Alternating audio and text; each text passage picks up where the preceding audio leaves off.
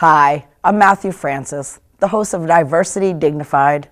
If you've enjoyed my show over the past 2 years, you should know that it would not have been possible without this station, Portland Media Center.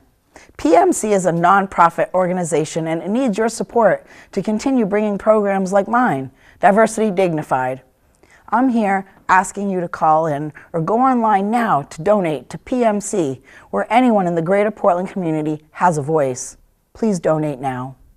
Welcome, viewers. I'm Matthew Francis, the talk show host for the show Diversity Dignified. This show is intended to spread awareness and then ultimately safety for those of us who are struggling on the LGBTQ+ spectrum. Tonight, I want to introduce a friend of mine. We go way back. 33 years ago, we met in high school. At the time, Kurt and I dated, and I didn't know at the time that he was struggling with being a gay man, and I was struggling with being transgender. And even while we were dating, we never once had that discussion. All along that we were struggling, both of us were struggling with significant mental health issues, which included depression, intense feelings of being suicidal, and multiple attempts on both of our parts. But now Kurt has come to terms with his sexuality. Even though, like me, he's a Christian, and he still finds that's a struggle. And we're going to hear more about that. And even though it may not be completely resolved, he has found that coming to terms with his sexuality has freed him up. So his mental health struggles have decreased. He owns a thriving business down in Portland, and he's become a vegan. He had also struggled with a lot of weight issues and lost a lot of weight. And he's doing really well now. So I'm really delighted to have him here. It's a real treat to have reconnected with someone from so long ago. Kurt, thank you so much for being here. Thank you for having me. And what I do on my show, I like to start off, the very first question is, would you introduce yourself to viewers, your name, your pronouns, and then your particular coming to terms story and language that feels safe to you? Okay, so my name is Kurt Gilbert, and I am a gay male, and I came out I'm actually not even sure when it happened because it was such a long process. I'm going to say like 25, but I think what pushed me over the threshold was getting married. Okay. And that was pretty much it. I mean. So you were trying to do the heteronormative thing. Yeah, well, and that's it. I've pretty much been a Christian my entire life, raised Catholic, and even in high school, I was studying the Bible, and I knew that according to the Bible, I was pretty much condemned. Yeah. And that's pretty much what started the depression and just the conflict. The conflict. Yeah. So you got married. I got married. Yeah. How long did that last? Probably a couple weeks. Okay. Elaborate more on that. Poor Jen. And the thing is, I got married to this woman. She's beautiful, very loving and caring, and she had a lot of qualities that my mom had. They always say you marry your mother. The male does, and I did love her. It was nothing, non-genuine about my love for her. I cared about her. I was very emotionally attached, but it's just the sexual part of it. I wasn't there, and I loved her family. Mm-hmm. But the closer we get to the wedding, the more I realize what have I done? It's like this was a mistake. This is a mistake. Yeah. I can't get out now. But I was like, well, you know what? I want to have kids, and I want to be I'm a Christian, and I'm like, I am. I can commit to being married to this woman for the rest of my life and have kids and living a straight lifestyle. Something that I committed myself to do, and and I never cheated on her or anything like that. I wasn't there enough for her emotionally and physically, and it just broke her down. Okay. And and she would ask me, Did you confide to her what your struggles were? No, I did not. Okay. No. So what happened then? You got a divorce? Yeah, well, we kept getting into these fights, and then she would move back in with the parents, and then we'd try and reconcile. And even then, I could have like, let me just try being with a man while we're apart and see if this is something that I want. But I didn't even want to look at that. I didn't even want to go down that road. Okay. Even though at the time that I was actually into hair school. Okay. With other gay men, and I was like, not. But that's not me. That's not me. No, Okay. absolutely not. I'm a Christian, and I started to bury myself in church, in a like Pentecostal church, and laying of the hands, and try and get rid of the evil thoughts. Right. And so what point then, Kurt, did you finally say, I can't do it? I mean, I have to be true to my sexuality. I'm gonna say. Probably like when I was 25. We had been divorced. We actually completely separated, living in Ellsworth, Maine, which is, a very small town. Yeah. So I had moved to Portland, to actually Biddeford, Maine. I lived with my brother for a bit, and I moved there and kind of tried to reestablish my life. But then, I reconnected. Jen moved down there for like a week with me, and then, and then finally I was like, this isn't gonna work. So then she moved back. No, I still didn't. I still did not. She still had questions. I think you're gay. I think you're gay. And I kept thinking, maybe I should come to terms with it. What happened was the internet happened. Okay. That's what happened. So, I got my own place with my brother, and got a computer, got on the internet, and then lo and behold, meetups on Yahoo and Hotmail, and I don't know. I was like a kid in the candy shop. I was like, you know what? I'm gonna explore. I'm gonna explore. Okay. And did you leave Maine? Did you tell your family? I did not tell my family at first. I was basically just kind of married guys because it was safe, and I didn't really know. So you were hooking up with other married men? Yes. Oh, okay. I was hooking up with married men, yeah. I think I was divorced at the time. We were married on Halloween and divorced on Valentine's Day. Okay. It's kind of funny. Yeah. So I was not married. Yeah. So I wanted to make sure that, because like I said, I never cheat on her. Right. Or anything like that. Right. Because I did love her, and I was committed to her, and I still love her. I still talk to her now. Okay. Yeah, so I started dating, not dating, basically just hooking up. Hooking up. Yeah. And I kind of realized that it was just like one night stands. Nobody wanted relationships. It was like, let's just roll around in the hay and have sex and whatever. And I was like, well, that's not what I want. It's like, so maybe this isn't what I want. Okay. But then finally, I ended up telling my brother, who was, I was living with, and his girlfriend at the time was kind of like living there a lot too. And I had confined him, and then I finally had a boyfriend that was kind of in a relationship with for a couple of weeks. It was nothing really long term. Did you feel you needed to leave Maine to I did. explore? Oh yeah. Okay. Oh, I got the hell out of Dodge. It was too close to home, so to speak. Yeah. Because I did, and I eventually came out to my family, and the odd part is like my dad. I expected him to have issues. But he didn't. He was like, just don't rub it in my face. Because, back then, this is a long time ago. Sure. And my mother actually was completely, she had like a breakdown, which, she was just, this is a phase, it's a phase, and then. Now, when you were hooking up and stuff, what did you do with your Christianity? Did you put that on a shelf, kind of not think about it? I mean, I tried not to think about it. Yeah, you were just trying to dissociate the two. Yeah. How did you finally reconcile both of them? That you could be a Christian and be a gay man, or have you not? I still haven't, actually. Okay. I still struggle with it. Okay. Because I'm not really convinced. I mean, the only thing that I can say now is like, it's like my relationship with God and Jesus Christ is my own, and it's no one else's business. It's a relationship. And it's personal. Yeah. And, only they can judge me. No one else can judge me. Okay. And, it's like, I feel like if God or Jehovah, whatever you want to call him, is forgiving and all-powerful, then he obviously understands what I'm going through.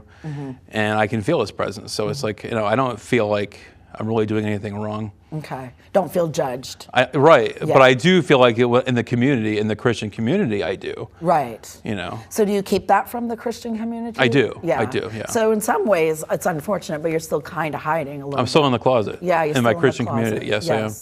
Okay. And that's why I haven't gotten like rebaptized. Okay. Or anything, because they're like, oh, you should get rebaptized, you should commit. It's like, I just can't do that right now. Right. Would feel hypocritical or I do. dishonest? Yeah. Okay. I feel dishonest, yeah. Now I'm confessing for both of us that we both struggled tremendously in high school with mental health issues. Right.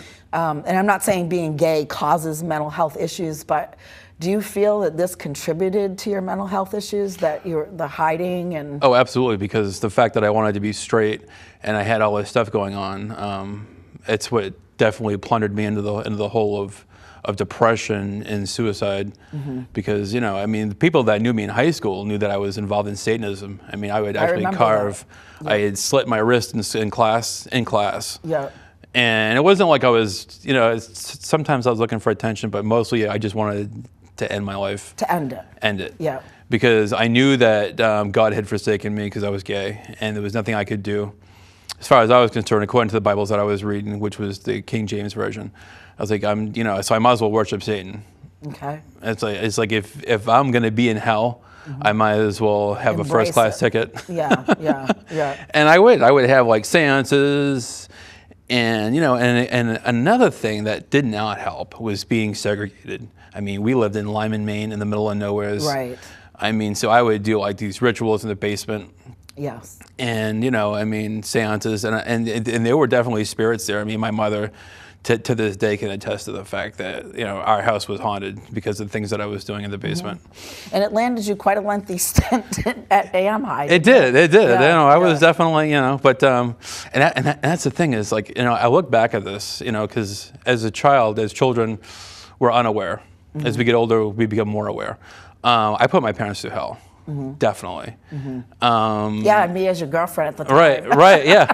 But we were, it was hard on my parents. I mean, my dad, I remember him taking me on the trip to Am High. I told him I hated him, and I voluntarily went because I had, attempted to. I had hung myself outside, and I had like a little bit of scarring on the back of my neck. But it's like, I almost died, and I was like, it's like if I keep trying to kill myself and I'm not dying, maybe God's protecting me. Maybe He wants me to live. He has a purpose. Maybe He has a purpose for me. Yeah. So that's why I got the help. And, like I said, it was very hard on my father. That's something that I never really talked to him about, because since his passing was that long drive to Am High. And, yeah, it is. And telling him that I hated him and I didn't, that it was his fault. Because, it wasn't his fault, but my parents were in turmoil. Yeah. They didn't have a very coexistent relationship. They fought a lot, which, I mean, and that's also what was kind of pushing me over, was my dad was kind of cheating on my mother. Mm-hmm. And I didn't know, but I could feel it. You could feel it, yeah. I could feel it, yeah. I know for me, and we've talked about this, that in my situation, I really felt like my mother was making a sincere attempt to have a good life for us. Right. But moving to Waterboro, like you said, was so isolating. Mm-hmm. And, we're going to this high school.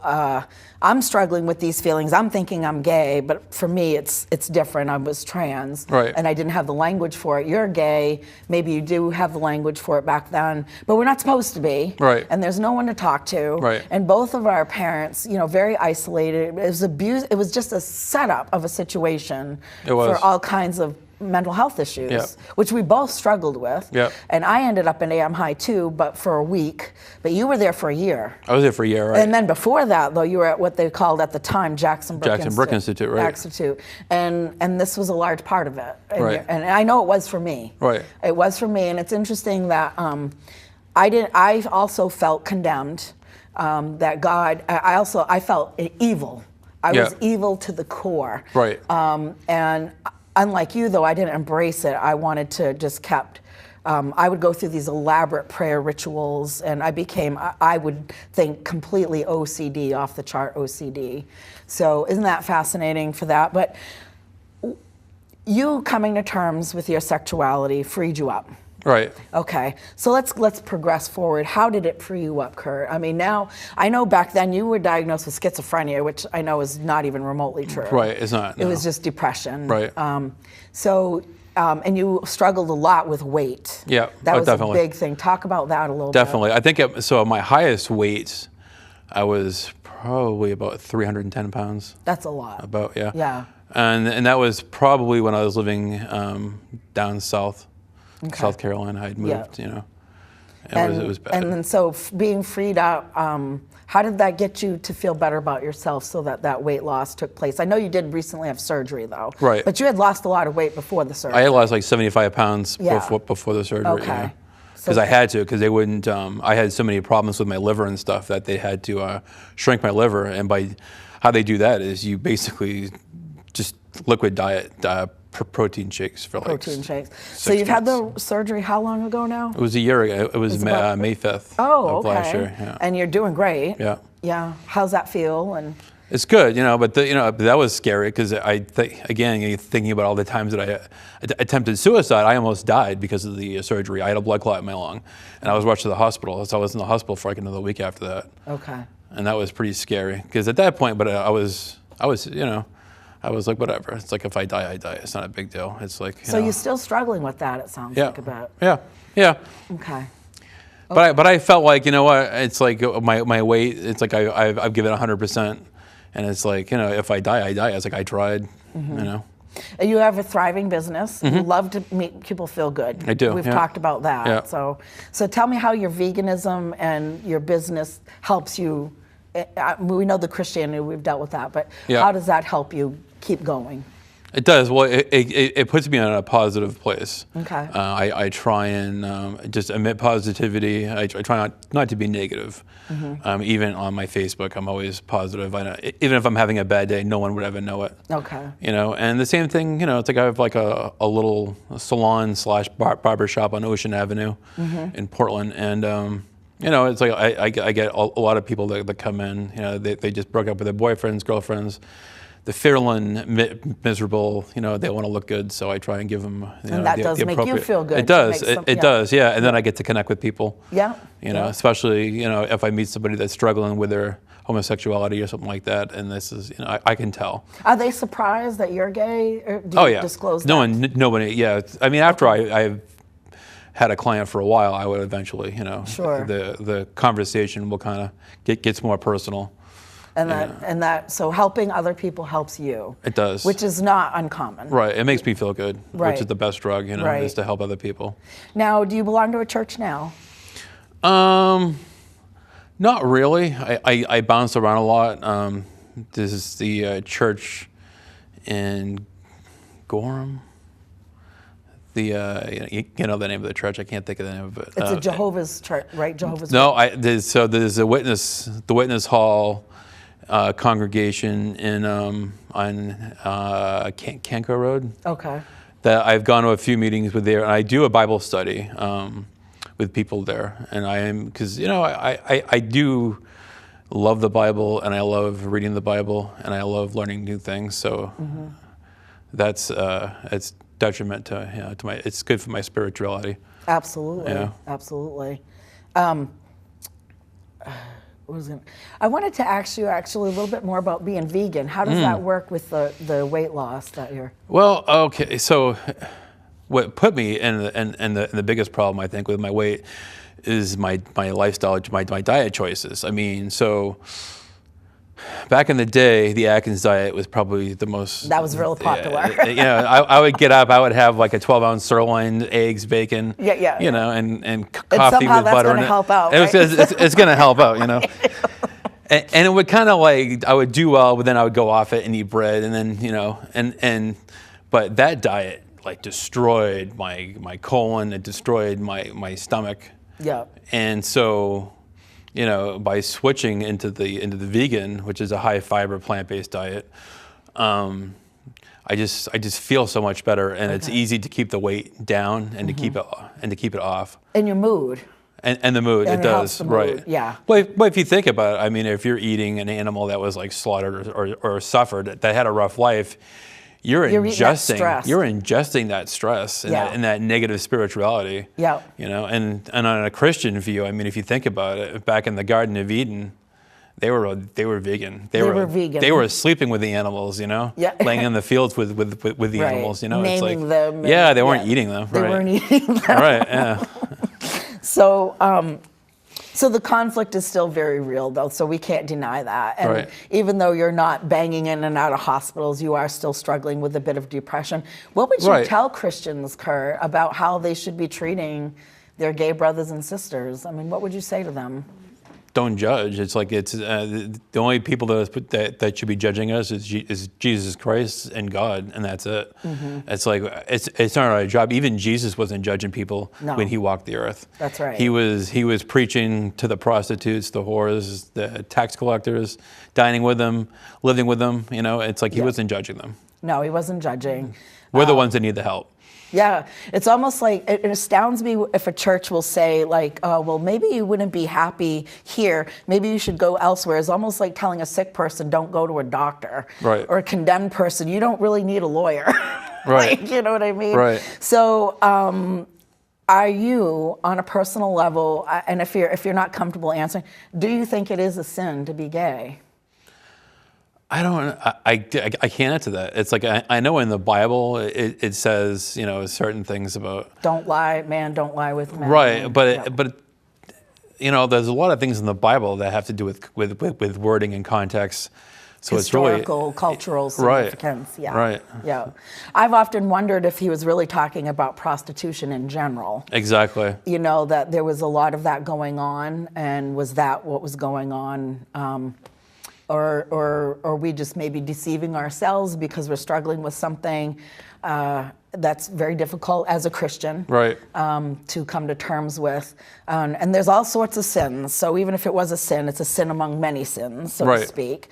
And so why this sin has got everybody in an uproar, I'd like to understand better. Right, but yeah, everyone's still having affairs, and right. Which is still a sin. Right, if a baker doesn't... They're all equal. Right. There's not different grades of sin. It's like, you know, it's like each sin is the same. Hierarchy of sin here. Right. So it's like, okay, I can't make a cake for you, you're gay, but I'll make one if you committed adultery. I'll make one if you had a divorce. I'll make one if you're suffering from gluttony. Right. But somehow we're going to draw the line with the homosexuality thing, right? You know, as much as I love the Lord as well, you know that goes way back. I've never wavered on it. Sometimes I still struggle. Like, am I doing the wrong thing? You know, did I make a mistake? Right. And the funny thing is I'm, I think, more open than you. I'm more out and about being transgender. And yet sometimes I do. I go back on, you know, maybe I should have taken this to the grave. Maybe it was the wrong thing to do.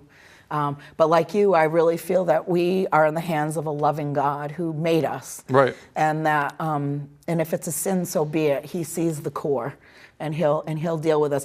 I don't know about you, but I plan to throw myself at the mercy of the court and just hope for the best. Right, exactly. That's what I'm gonna do. That's my only plan.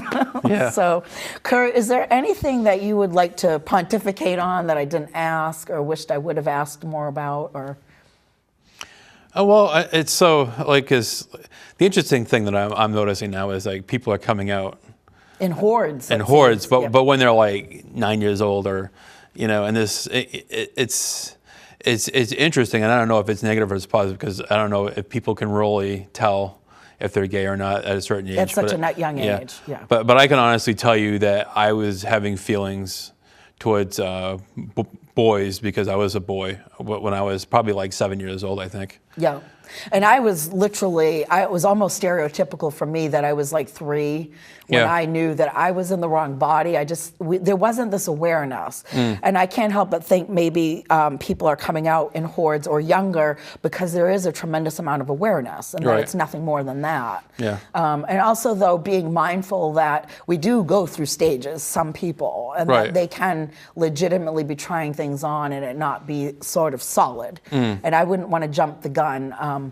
I'm thinking specifically for transgender kids that, you know, there's that overlap of being like a tomboy, and that's completely acceptable. Right. And yet if a boy is more feminine, somehow that's just, wow, no way will we allow that. Right. And yet I can't help but think that some of this overlap is good, that they may be more gentle and nurturing, and But I wouldn't want parents to just say, okay, they're gay or they're trans and automatically ascribe that to them. Give them that wiggle room to morph out of it. If that's, yeah.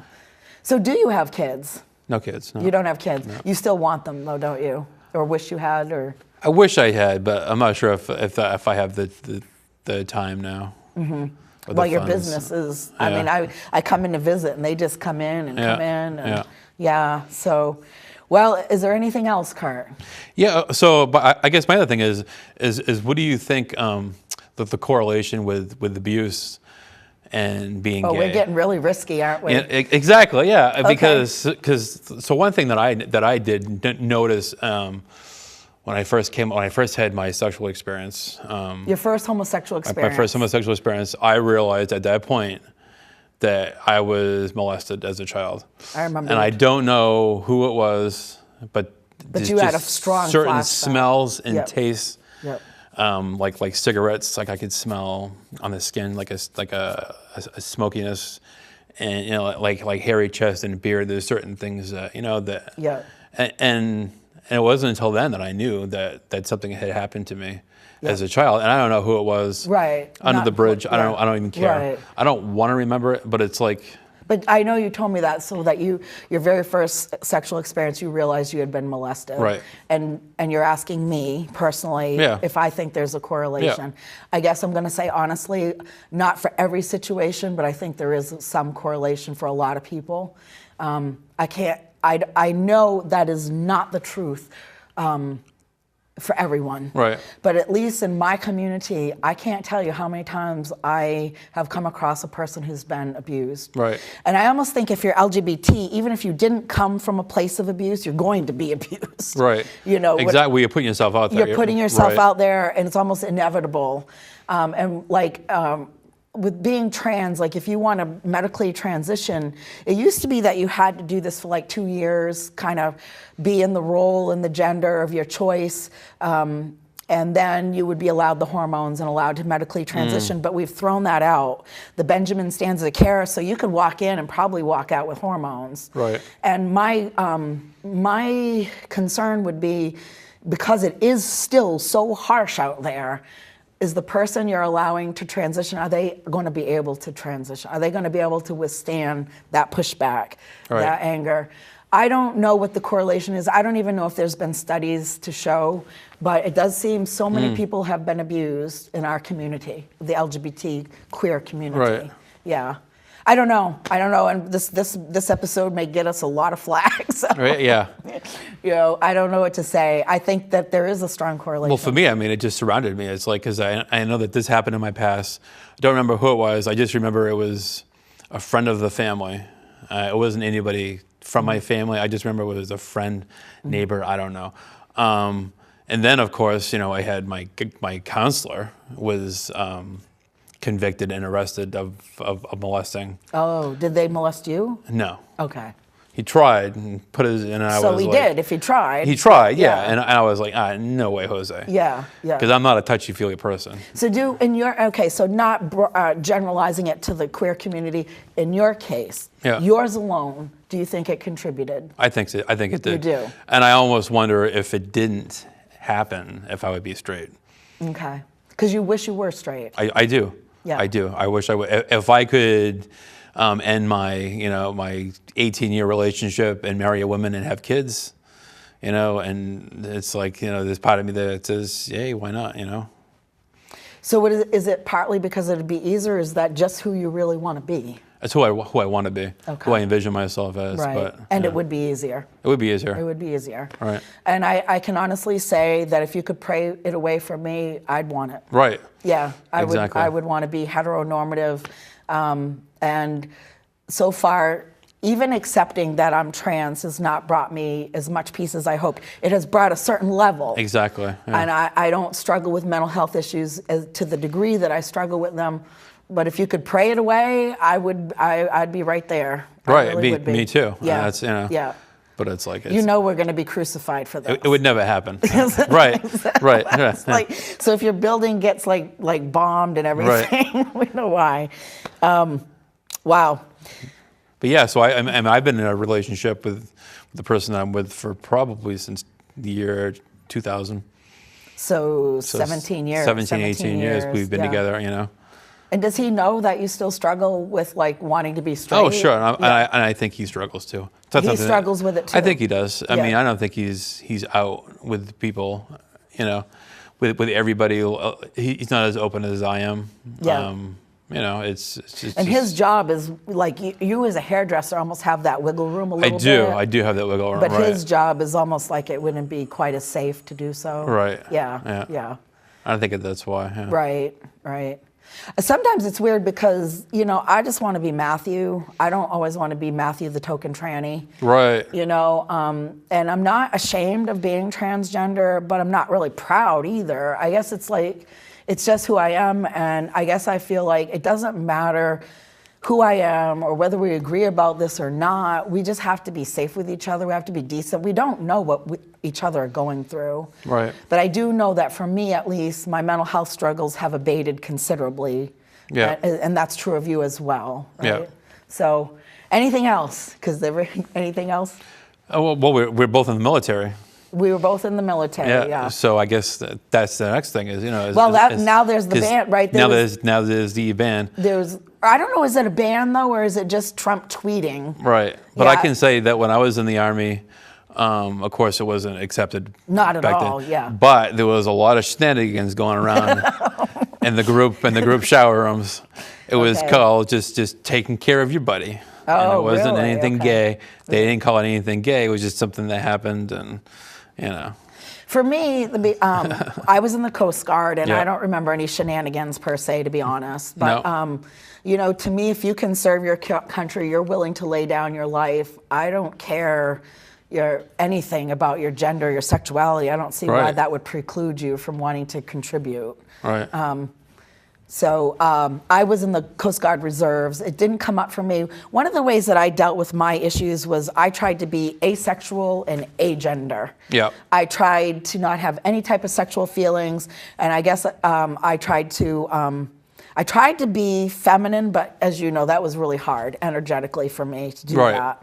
And I don't. Did you try to do that at all in any way? I believe being agender and asexual is an entity in and of itself, but for me, that was a direct result of my struggles. Did you in any way, can you relate to that at all? Or? Not really. I mean, I was just pretty much, you know, it's like the Army was so stressful and so much exercise and this didn't and that. Didn't leave any time. For me, it didn't. I mean, I was actually approached by other people there like, hey, you know, look at what do you think of you know, of my package, you know, and I'm like, I was just like, move along, buddy. It's like I was not interested in pursuing that direction at that time. Yeah, well, just getting through boot camp. Right, I was just trying to get through boot camp. I didn't want to even, but I could see it around me. Right. You know. And that brings like that we are way more fluid than we want to be honest about. Right. I mean, if we're experimenting with other married men, that goes on, and now that it is almost becoming common. Yeah. I mean, it's, they call it on the down low. You know. On the down low. Well, anyways, being LGBT now is not. I think it's still a big deal, but it kind of isn't. Yeah. And it is. We're seeing it earlier, and people are coming forward sooner. And people like you and I, as far as I'm concerned, we paved the way to make it safer, or we're trying to make it safer. Right. And maybe it's just going to start unpacking for a lot of people that, you know, this isn't such a fixed thing. Right. You know what I mean? That it is fluid, and you know, maybe you could be heterosexual for 25 years, and then you fall in love with someone, and gee, you're not.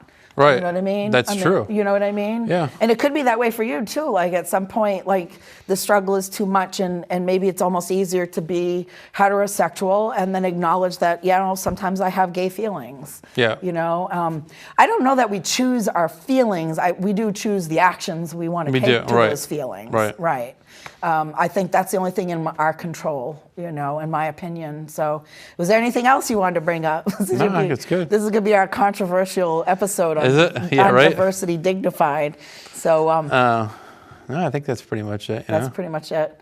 Well, I'm just wanting to thank viewers. I think this is probably going to be a very interesting episode, and I hope that it does cause people to talk amongst themselves, to unpack in their own lives, and always to remember, and my whole reason for doing this show is that no matter how you feel, you do not get to hurt anyone else. You don't get to discriminate. You don't keep people from housing and jobs and the things they need to live meaningful and productive lives. I can't thank you enough for tuning in, and I can't wait to see you next month. Hi, I'm Matthew Francis, the host of Diversity Dignified. If you've enjoyed my show over the past 2 years, you should know that it would not have been possible without this station, Portland Media Center. PMC is a nonprofit organization, and it needs your support to continue bringing programs like mine, Diversity Dignified. I'm here asking you to call in or go online now to donate to PMC, where anyone in the greater Portland community has a voice. Please donate now.